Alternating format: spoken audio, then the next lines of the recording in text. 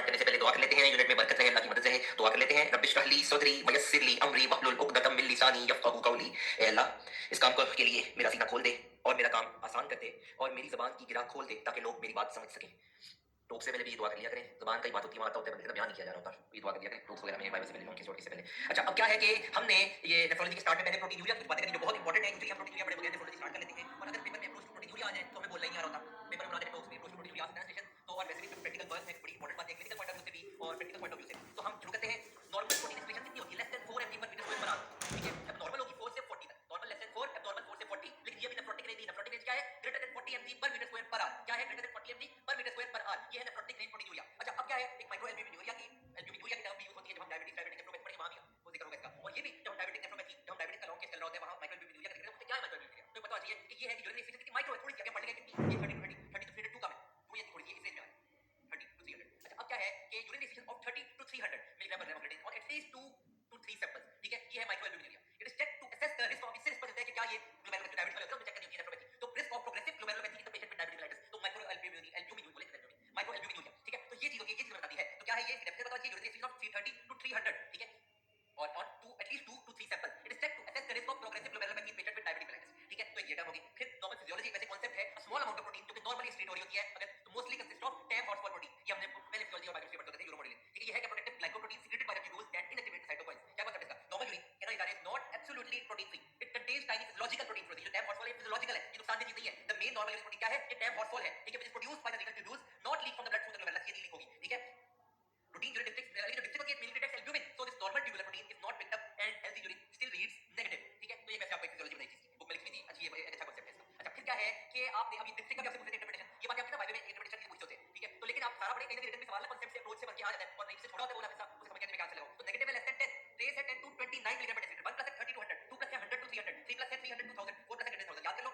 Negative तो less than 10, race है 10 to 29, 1 है 30 टू 100, 2 है 100 टू 300, 3 प्लस है 300 टू 1000, 4 प्लस है ग्रेटर देन 1000। ये डिस्ट्रिक्ट इंटरप्रिटेशन, ये भी बायो का होता है। ये सारे बायो और बड़े बायो के प्रोटीन यूरिया में ऑर्थोसाइट प्रोटीन, ऑर्थोसाइट प्रोटीन क्या होता है, फिक्स प्रोटीन क्या होता है, ट्रांजिएंट प्रोटीन क्या होता है, ये सारी कांसेप्चुअल बातें जो कि आपसे बायो में आपके के लिए बायो का आप रिटर्न कैसे पढ़ा करो, इतना अच्छा क्वेश्चन करोगे आप। जब पोस्ट रिटर्न ना चाहे टॉक्स हो चाहे लॉन्ग केस शॉर्ट में मोमेंट आए, आप उसके ना पढ़ा करो, आप रिटर्न अच्छा पढ़ा करो। और यही बातें जो होती है ना, ये जब रिटर्न पढ़ते हो ना तो लॉन्ग केस की बुक से पढ़ लिया और घंटे ज्यादा नहीं लगेगा, क्योंकि सब कुछ जैसे लिखा होता है 1 मिनट का। हम अगर उसको ऑर्गेनाइज करना होता है लॉन्ग केस की नॉलेज के लिए, तो आपने ज्यादा पढ़ा तो उसको उस तरह भी ऑर्गेनाइज कर लिया करो। खास तौर पे जो टॉक्स पे सोचते हैं ना, टॉक्स में पैनिक नहीं करना, वो अप्रोचेस साथ साथ सोचा करें। तो ये ना करने के बाद एंड में मतलब अब जिसने एक बार पढ़ लिया तो साथ साथ सोचे अप्रोचेस, जिसने अभी एक बार नहीं पढ़ा वो भी साथ साथ ना परेशान हो, क्योंकि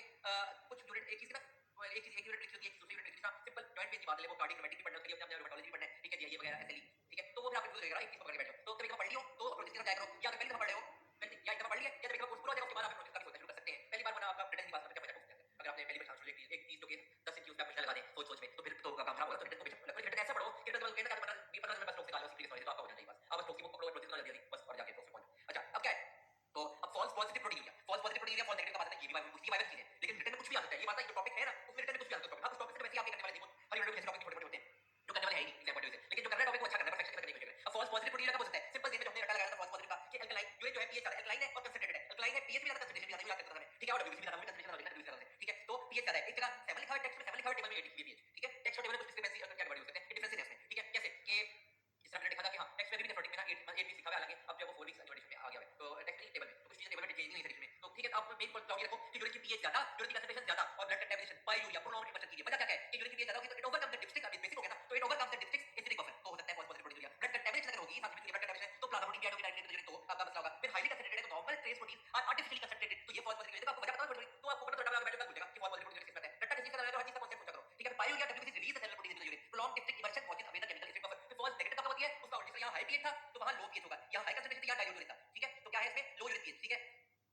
prevents the indicator dye from changing color, low urine pH, dilute the pathological protein below the detection limit, तो detection limit से कम हो जाएगा तो false negative होगा। और प्रोटीन अगर एल्ब्यूमिन नहीं है तो डिप्सिक रीजन होता है, it only binds to albumin, डिप्सिक रीजन है वो सिर्फ एल्ब्यूमिन को बाइंड करता है, अगर एल्ब्यूमिन नहीं है तो false negative आ जाती है। ये प्रैक्टिकल पढ़ जाइए। ठीक है, ये सारी बातें नहीं प्रैक्टिकल पढ़ के और भी आएंगी इसमें। प्रोटीन यूरिया में खरा व्यापार से बात करेंगे, जो प्रोटीन यूरिया की अभी आएगी तो आपको बड़ा अच्छा लगेगा कि आपने ये सब समझी है चीजें, ये चीजें नहीं छोड़ने वाली, जो चीजें सारी वो कर लिया करो। प्रोटीन यूरिया में तो या अप्रोच चलो आपका टॉक्स सेशन का आप अगर ये नेशनल पढ़ लेते हो तो रिटर्न तो आपका हो रहा है, होगा आपका टॉक्स का सेशन तैयार होगा। आपसे पूछ सकते हैं अप्रोच प्रोटीन यूरिया, आप नेशनल का पूरे मार्क्स करोगे, लाइक उसका बना रहे हो आप, क्लाउड एक होना चाहिए। तो आप देख लेते हैं, तो अब स्पॉट विद प्रोटीन नेफ्रोटिक, इसका भी बड़ा यूज है, आगे पढ़ेंगे। ये नेफ्रोटिक में यही तो कराते हैं, जो दूसरे ऊपर होता है नेफ्रोटिक होता है, तो ग्रेटर 90% एक्यूरेट डायग्नोसिस करें nephrotic syndrome. Do on the first morning urine, ये बात आ रही है। अब कोई शाम को कराने जिसको जगह है तो आपने को बताना ये फर्स्ट मॉर्निंग यूरिन में कराते हैं ताकि orthostatic protein urea rule out हो जाए। अभी नीचे पढ़ेंगे orthostatic protein urea, power urea शानदार कॉन्सेप्ट भी पढ़ेंगे। फिर नॉर्मल क्या रेशियो होती है जो हम पढ़ते थे वो लेस देन 0.2 होती है, लेकिन छोटे बच्चों में 6 से 24 मंथ्स में लेस देन 0.5 नॉर्मल होती है। ठीक है, तो यहां आपको एज में छोटी एज पे 0.3 भी नॉर्मल होगा, 0.4 भी नॉर्मल होगा। और जो नेफ्रोटिक रेंज होता है प्रोटीन स्पॉट जो है वो ग्रेटर देन 2 होती है। क्या होती है ग्रेटर देन 2 जब नेफ्रोटिक पढ़ेंगे तो ये बात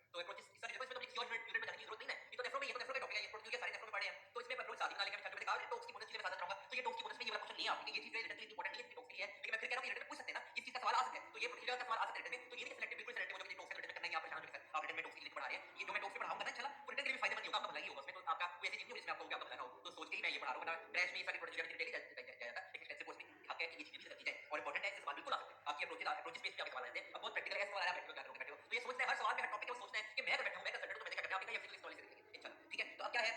आपका फीवर, ठीक है, exercise, dehydration, cold exposure, heart failure, even seizure जो है, स्ट्रेस, ये सब चीजें ट्रांजिट प्रोटीन करा सकती हैं, वो बिनाइन होता है और वो यूजुअली जो 1+2+ क्रॉस नहीं करेगा, रिपीट करके फिर रिजॉल्व होता है, कहते हैं कि सर ये प्रोटीन एडवर्स करके हां प्रोटीन 1+ रिपीट करा, तो वो सोच रहे थे सर इसी कंसल्टेंट को कराते हैं, उनके दिल में सोच होती है सारी पेपर निकाला वैसे नहीं निकाला और यूजुअली नो ट्रीटमेंट, फिर ऑर्थोस्टैटिक प्रोटीन आ गई, ये बड़ी अच्छी चीज है, क्या है ये समझने वाली चीज है कि most common persistent protein, most common persistent protein, ठीक है, कि ये सुपाइन पोजीशन में नॉर्मल होगा, सुपाइन का कहने का क्या मतलब, सुपाइन वर्ड क्यों यूज किया है कि वो जब सो के उठेगा सुबह तो सुबह लगाओगे तो ठीक आ जाएगा, जो खड़े खड़े यानी दिन के वक्त आ रही है शाम को आ रही है तो खराब आएगा, ठीक है, तो राइजिंग इन अपराइट ये कांसेप्ट है, कैन बी अप टू 1000 बड़े तक हो सकता है, लेकिन वो जो दूसरी चीज होती है हाइपरटेंशन, एडिमा, हाइपोलिपिडीमिया, रीनल डिसफंक्शन, जो नेफ्रोटिक नेफ्रिटिक चीजें लिखी है, जब आप नेफ्रोटिक नेफ्रिटिक पढ़ोगे तो आपको समझ आएगी ये लाइन क्या लिखी है, ठीक है, ये वाली लाइन तो आपको समझ आएगी नेफ्रोटिक नेफ्रिटिक के दो में नेफ्रिटिक में हाइपरटेंशन नेफ्रिटिक में ज्यादा आता है, एडिमा नेफ्रोटिक नेफ्रिटिक दोनों में हाइपोलिपिडीमिया दोनों में नेफ्रोटिक में आता है, रीनल डिसफंक्शन ठीक है ये में आता है, तो ये चीज नहीं होगी, ऑर्थोस्टैटिक तो बिना ही होगा ना, हमने तो रीअश्योर करना है सुबह का करा के कि सुबह का टेस्ट कराया और ठीक है तो ये हो गया उनको सलीले दी, ठीक है,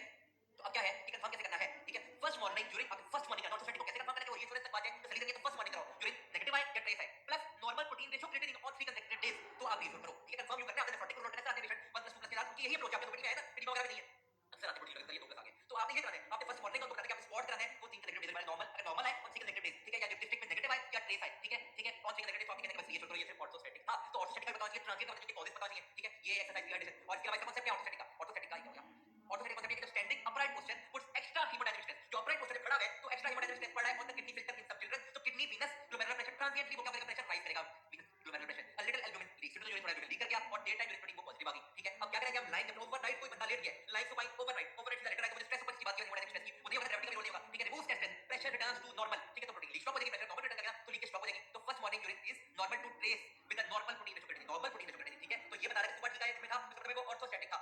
क्या ऑर्थोस्टैटिक हो गया, फिर आप फिक्स जो कि फिक्स है जो बीमारियां इसमें वो फिक्स्ड है कि वो फर्स्ट मॉर्निंग वाला भी ज्यादा है 1 से ज्यादा है, ठीक है, प्रोटीन रेशियो 0.2 से ज्यादा, मैं आपको दिखा दी थी रेंज नॉर्मल ये वो कितनी होती है, तो first morning protein created equal to कम से कम वो +1 है और रेशियो जो 0.2 से ऊपर है तो आपने रिलीज को रूल आउट करना है, ठीक है, नेफ्रोटिक 2 से ऊपर है, ठीक है, 0.2 से ऊपर है कि मसला है फिक्स्ड है क्योंकि फर्स्ट मॉर्निंग में भी है, लेकिन सिर्फ एक वाली रीडिंग इसमें काफी होगी और 3 separate occasion should be validated for कि वो ग्लूमेरुलर पसंद होनी है या ग्लूमेरुलर पसंद है, फिर तो उसका वाइवा सवाल है, तो उसका क्या वाइवा का लॉन्ग के तो ये तक पाया कि आप कैसे डिसाइड करोगे कि ग्लूमेरुलर प्रोटीन क्या है या ट्यूबुलर प्रोटीन है, आपको पता ही होगा अक्सर इसी के लिए पढ़ते हो देखो कि ग्लूमेरुलर पौधा है या ट्यूबुलर पौधा है उसी के लिए क्या आएगी, लेकिन वैसे तो आप ग्लूमेरुलर प्रोटीन और ट्यूबुलर प्रोटीन का कांसेप्ट भी लॉन्ग केस में समझते हैं, तो अब हम रिटन पढ़ रहे हैं अभी तो इसमें ये चीज समझ नहीं है, लॉन्ग केस में भी ये बात काम आएगी, ठीक है, तो आपको ये बात समझ आ गई प्रोटीन फिक्स प्रोटीन है, फिर अब फिक्स प्रोटीन क्या बात है, पता है फर्स्ट मॉर्निंग प्रोटीन आपका मतलब से ऊपर है, ठीक है, और क्या है कि आपका इसमें 3 सेपरेट ओकेजन आ गया, अटाइपिक प्रोटीन फिक्स प्रोटीन और 3 separate occasion should be validated for tubular और ग्लूमेरुलर प्रोटीन, ठीक है, ग्लूमेरुलर का क्लाउड है और ट्यूबुलर का क्लाउड है, ग्लूमेरुलर में कैसे नेफ्रोटिक है मतलब फोकस सेगमेंटल नेफ्रोपैथी वो स्ट्रेप्टोकोकल ग्लूमेरुलर नेफ्राइटिस ऊपर से सारे ग्लूमेरुलर मसले, तो ग्लूमेरुलर प्रोटीन का कंसेप्ट है कि alternate permeability of the glomerular capillary wall, glomerular capillary wall है उसका मतलब होगा, ठीक है, ग्लूमेरुलर कैपिलरी वॉल का उसकी अल्टरनेट परमेबिलिटी होगी, ठीक है, तो एंडोथेलियम बेसल मेम्ब्रेन और प्रोटोसाइट क्या होगा इसमें से, तो हैवी प्रोटीन लीक करेगी वो बहुत हैवी होगी, वो लेस देन 1 ग्राम पर डे हो सकती है, वो ग्रेटर देन 30 ग्राम पर डे भी हो सकती है, ठीक है, अब इसमें क्या होता है प्रीडोमिनेंट प्रोटीन लॉस एल्ब्यूमिन, अब बड़ी प्रोटीन एल्ब्यूमिन क्या होगी, जब वो जाएगी तो दवाई बचेगी, एल्ब्यूमिन तो मेन ऑस्मोटिक प्रेशर बनाते हैं ना, तो वो चलेगी बाहर, जब वो चलेगी तो अंदर मतलब क्या ऑस्मोटिक प्रेशर कम हो गया, ठीक है, तो फ्लूइड बाहर जाएगा एडिमा हो जाएगा, ठीक है, तो यहां प्रीडोमिनेंट लॉस एल्ब्यूमिन है, फिर हैवी प्रोटीन क्या होगा, हैवी प्रोटीन लीक हुई और साथ में वो दूसरी चीजें जो आप पढ़ोगे बीमारियां जब आप नेफ्रोटिक पढ़ोगे नेफ्रोटिक पढ़ोगे यानी ये हाइपरटेंशन की हो जाएगी, तो इसके बाद क्या होगा नेफ्रोटिक की टाइप नेफ्रोटिक पढ़ेंगे वहां मिनिमल भी पढ़ेंगे फोकस मेटल भी पढ़ेंगे, एक्सटेंसिव फोकस मेटल की काफी बातें नहीं पढ़ते, इवन एक्सटेंसिव कोर्स में मेरे नेफ्रोपैथी सेपरेट कोई इंपॉर्टेंस नहीं है, मैं तो प्रोलिफेरेटिव ग्लोमेरुलर को भी इंपॉर्टेंस मिलेगी और मोस्ट ऑफ को मिलती है, जो सेपरेट हम देख लेंगे कि सेपरेट हमें एक्सटेंसिव वाले कोर्स में करना है या नेफ्रोलॉजी में ही करना है, तो मैं बता दूंगा कितना करना है, ये है ग्लोमेरुलर प्रोटीन की आगे बढ़ेगी सारी बढ़ेगी, फिर ट्यूबुलर में जाके ट्यूबुलर क्या पढ़ोगे आप पढ़ोगे तो आरटीएस पढ़ेंगे, ठीक है, अब प्रॉक्सिमल आरटीएस तो आरटीएस ट्यूबुलर नेक्रोसिस, ठीक है, तो ट्यूबुलर वहां से वहां पढ़ेंगे आपको समझ आ जाएगी वो क्या है, तो नॉर्मल के low molecular weight protein are filtered by the glomerulus and normally absorbed by the proximal, ठीक है, अभी लो मॉलिक्यूलर वेट की बात कर रहा हूं ये आपको वैसे पता है कि जो लो मॉलिक्यूलर प्रोटीन है वो ग्लोमेरुलस से करते हैं नॉर्मली रीअब्सॉर्ब होती है प्रॉक्सिमल ट्यूबुल में, लो मॉलिक्यूलर वेट प्रोटीन की बात नहीं की, लेकिन लो मॉलिक्यूलर वेट होती है वो रीअब्सॉर्ब होती है प्रॉक्सिमल ट्यूबुल, प्रॉक्सिमल ट्यूबुल का मसला हो गया, like proximal RTS, proximal RTS में क्या कहते हैं पेंक्रियास सिंड्रोम आता है, सिस्टिन ऑक्सीडाइज लोइस सिंड्रोम सारे प्रॉक्सिमल आरटीएस में बढ़ गया, तो ये रटा भी परेशानी होता वहां पे लिस्ट से आपसे पूछते हैं टॉक्स ये बता रहा हूं, तो वहां नाम आपने बोले आपने ब्रदर बोले तो ये वाह भाई मारोगे, तो आपने पढ़ोगे आगे अभी ये लेवल क्या बंद कॉन्सेप्ट पढ़ लो, ये सारा पढ़ेंगे ट्यूबुलर प्रोटीन क्या है, आरटीएस पढ़ेंगे, चलो बहुत अच्छा तरीका आरटीएस पढ़ेंगे, वहां इसका भी करोगे आरटीएस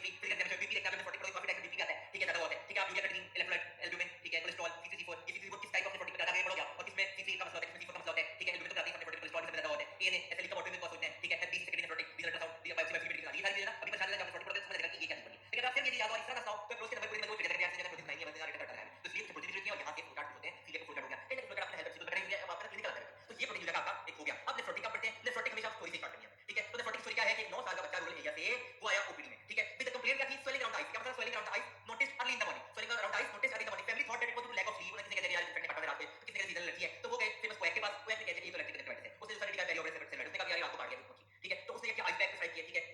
और उसने कहा आइस वाली ने आइस पैक लो इंशाल्लाह सूजन 100 खत्म होगी, ठीक है, उसने कहा रोज वाटर यूज करो, ठीक है, उसने एक दिन गाड़ू एक दिन लेंस कट कर लगा दिया यार देखा कैसे जादुई स्वेलिंग कम होगी, उसने ड्रिप लगाई यूरोपियन की और साथ में मल्टीपल बढ़ा और उसने लेंस कर देखा आप देखो, अच्छा क्वैक ने क्या आप ठीक हो जाओगे, ठीक है, उसने खीरे का पानी लगाया, खीरा से काम लगाओ, ठीक है, तो खीरा आपको लगाया सारे काम उसने कहा कि ये क्वैक के बाद है, क्वैक ने सारे काम किए, ठीक है, उसने कहा आपको कोल्ड प्रेशर करो और 2 दिन के बाद जब वो वापस आया तो स्वेलिंग जब मजीद बढ़ गई थी, अब क्वैक ने कहा यार खीरे लगाओ,